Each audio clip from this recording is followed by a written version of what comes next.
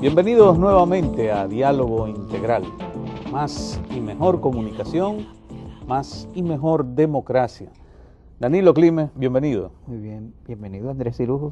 Acá de nuevo, pues tratando de compartir temas de actualidad y de interés para la población.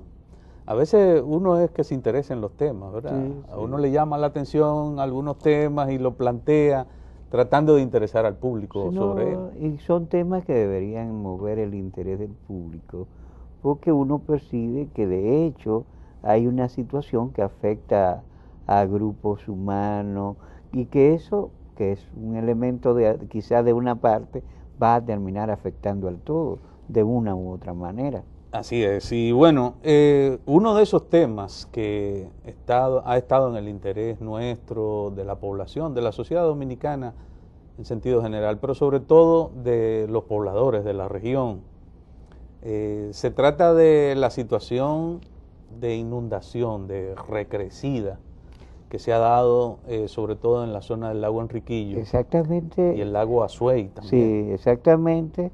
Las avenidas, las crecidas han afectado a 143,000 tareas de tierra, se dice, Sí. Que la han inundado y la han hecho ya no hábil para la agricultura, está cubierta.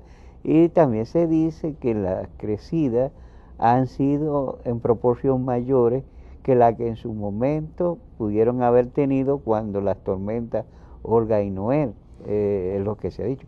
Por lo cual estamos hablando potencialmente ante lo que podría ser un desastre ecológico. Así es, la desaparición y el desplazamiento de mucha gente. Ya de hecho, pues, mucha gente que vive en esa zona y en comunidades importantes, cabeceras provinciales, el caso de Jimaní. Sí, nuestra frontera terrestre, hemos visto que lo que eran edificios de aduana han quedado totalmente están inundados, prácticamente siendo tomados ya agua por las aguas. Cuando, bueno, recuerdo que 2008, para Semana Santa de 2008, anduve ahí en esa zona, Jimaní, Lago Enriquillo, La Descubierta, y ciertamente llegábamos al puesto fronterizo ahí de Malpaso, y esa misma estación de aduana que queda ahí en la frontera, bueno, de ahí se alcanzaba a ver el lago, y yo recuerdo, porque la primera vez que iba por ahí, pero mi memoria visual me indica que probablemente el lago, las aguas del lago Azuay que se alcanzaban a ver, quizás estaban a más de medio kilómetro de esa estación, 500 metros, 400 metros. Y sin embargo ahora, bueno, saber que ya las aguas están prácticamente entrando a esa zona es preocupante. Pero bueno, por ahí había mucha gente que incluso en los alrededores del lago Enriquillo tenía sus siembras, sus casitas, poblados. pastos ganaderos. Entonces ahora esta situación, tú dices, y como bien informaba, se reprodució un informe de la NASA, que 143,000 tareas han sido tomadas por las aguas. La verdad es que mucha gente se ha quedado sin las siembras que tenía, algún nivel de subsistencia, de producción de subsistencia, pero lo más preocupante es que también ahora se está planteando prácticamente incluso hasta la desaparición y por lo tanto el desplazamiento de la gente de ciudades como Jimaní. Sí, y cuenta que somos una isla, 143,000 tareas de tierra no es espacio despreciable. Bueno, pero miren, esa situación realmente nos preocupa, le preocupa a mucha gente, a las autoridades, y ciertamente hemos querido desde hace algunas semanas conversar sobre la realidad de esta situación en torno al lago Enriquillo. Y para ello hemos querido invitar a una persona pues experta, conocedora de la materia, sobre todo geológica. Por ello decidimos invitar, y tenemos con nosotros en esta ocasión al ingeniero Santiago Muñoz, quien es geólogo y es también miembro de la Sociedad Dominicana y director de nacional del Servicio Nacional de Geología. Una entidad, un profesional altamente calificado. Una entidad de reciente formación. Sí, el Servicio Geológico Nacional se ha creado por la ley 50-2010. El año pasado se promulgó en marzo y es un organismo autónomo descentralizado adscrito al Ministerio de economía, planificación y desarrollo.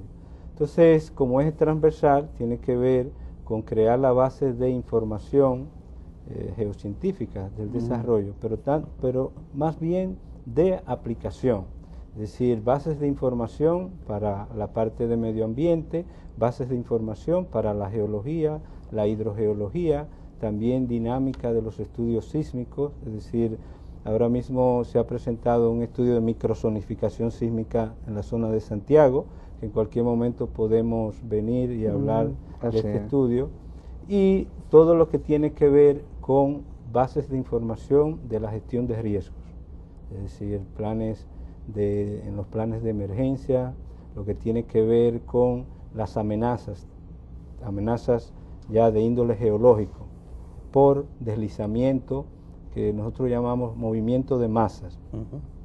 Hay deslizamiento. Nada que ver con aquellas movilizaciones de los años 70. No, movimientos de masas, ¿por qué? Porque entran deslizamientos, caída de rocas, vamos a decir flujos, como el que ocurrió en Jimaní, y también hay otros tipos de eventos en combinación, igual como el deslizamiento aquel grande que ocurrió en Carlos Díaz, sí, en la zona de Santiago, Tamboril, sí, la ahí cordillera realizamos en ese entonces un informe del área, que es un área que ahí hicimos un pequeño mapa de riesgo, indicando la zona que no se puede ya volver a implantar ningún tipo de infraestructura, porque con la base de información, y también ahí influyó la parte de la hidrogeología, hay unas calizas en la parte superior y drena los sedimentos ya acumulados en la parte baja, que por ahí nace el río Licey y otro arroyo,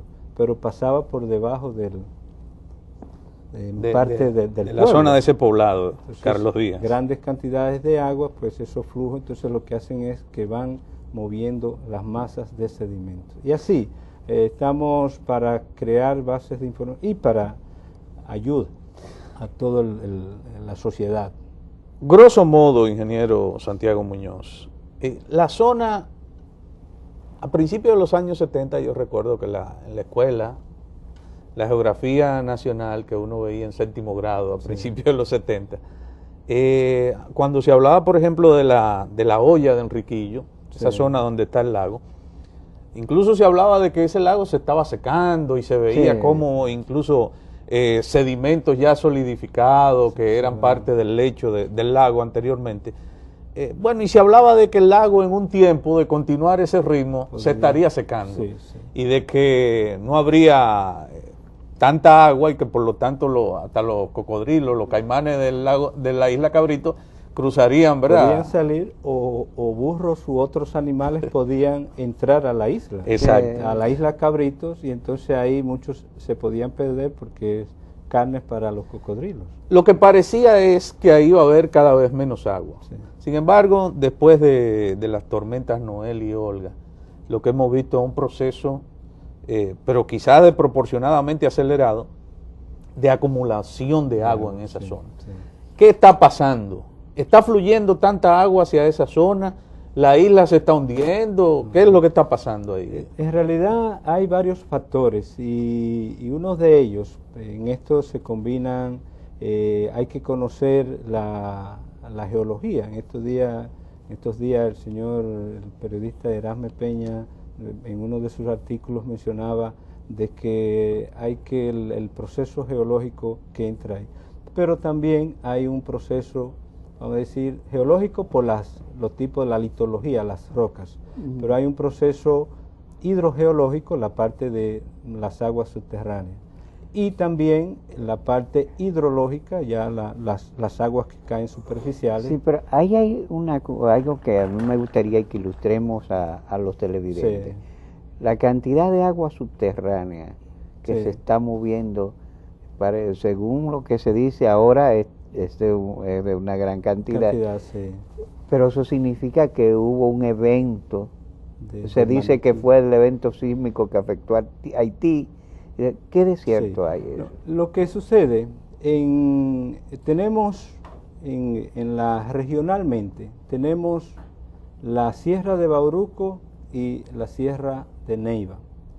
Pero proceso de formación de la isla, en un momento estuvieron separados totalmente. La isla está conformada, vamos a decir, unos 12 terrenos tectónicos, por eso esta isla tiene una biodiversidad, una geodiversidad tremenda, porque zonas, por ejemplo, Samaná fue una isla, la parte de la cordillera central otra parte, lo que nosotros llamamos la parte también de la cordillera oriental, otro proceso de formación, y así. El Cibao era un mar interior. Exacto, entonces esto es, y hubo un momento que todo en su mayoría estaba separado. Entonces lo que éramos más bien un archipiélago en ese momento. Sí, sí, y eso es lo que da esa riqueza, como dicen muchos, un pequeño continente a esta isla. Entonces hubo un canal marino, que el proceso tectónico en que está enmarcada la isla dentro de la placa del Caribe, está recibiendo, vamos a decir, unas presiones, unos empujes tanto de la placa de Norteamérica, en la parte de subducción, en la parte norte, y entonces la isla, pues, y se ven los relieves tan marcados en la misma Sierra de Bauruco y la misma Sierra de Neiva. Entonces hay un proceso de emersión, de levantamiento. Entonces, ¿qué sucede?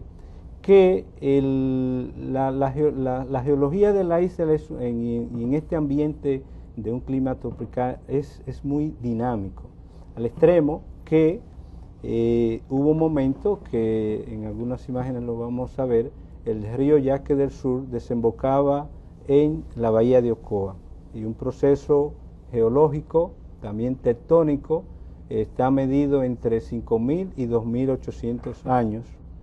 Entonces cambió de curso hacia la bahía de Neiva.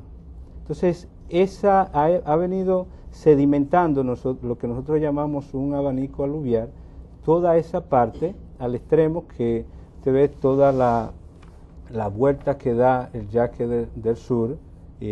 Entonces, frente a lo que es la laguna de Cabral, hay unas rocas, hasta hay unas partes de yeso. Entonces esa parte ha aislado y está formado la laguna de Cabral. Entonces, ¿qué sucede? Que hay ese cúmulo de sedimentos, pues fue cerrando esa olla, esa cuenca, y lo que quedó, unas aguas hipersalinas, tiene el doble de salinidad del agua del mar. Entonces fue encerrando esa parte. Pero este es un proceso dinámico. De muchos años. Sí, entonces la Sierra de Neiva, tanto, y la Sierra de Bauruco, están compuestas en su mayor parte por rocas calizas, que en un mapa hidrogeológico que le voy a presentar, su mayoría son rocas permeables. ¿Qué sucede? En los últimos... ¿Eso significa qué cosa? Rocas roca que permeables, que son... dejan pasar el agua con facilidad. Son rocas porosas, al estilo, en su mayoría... Pero rocas, se desmoronan, sedimentan. Más bien se crean cavernas, son karst, calizas cavernosas, el estilo hay zonas de karst como los mogotes de los Haitises, pero sí, zonas donde salen los manantiales, las aguas subterráneas. Vamos a hacer una pequeña pausa aquí para preparar algunas imágenes para que usted las muestre a nuestros amigos televidentes, pero además para cumplir con el formato del programa. De todas las vocaciones, la vocación política es la más noble. De todas las profesiones, la profesión política es la más vil.